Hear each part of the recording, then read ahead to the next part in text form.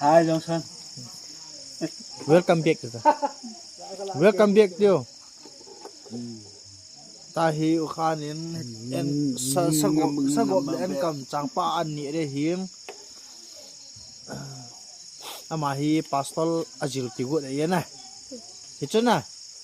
Pastor Azil ki gut lawang. Gospel artist na hichana nang. Ta hi gospel artist pan mukbang a bol hin video hi a chai ta ka hen bia bin. Nai. Aman jong bu tam ta ta an ni re hin na song khol chol khat je kai to je mu. Chilang ni pa na ni na mukbang hoi sela na bol thai na din na. Huh? This is Ukhan, Mr. Khan, mukbang abotam ta ni re guys. En kam le sagop chang pa atuya ni re hin tam ta ni re. Bol hoi the jing e guys.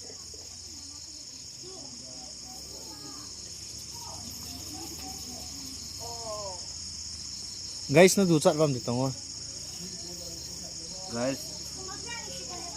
Na ru chat tam guys. Sa kha in vet so. Ai lo le na khot dim se ren bu hin lan lang na. Chi ve ta camera ko mai hin so ta. Hey hin do bo min mukbang bola. Sa to.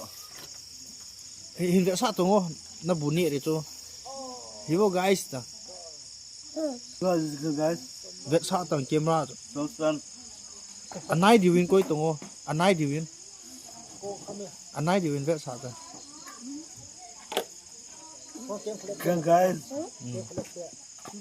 Dunia hi en kam kan ni re hi. Johnson ai. Ta hi jong san pa en kam mukbang ani re te.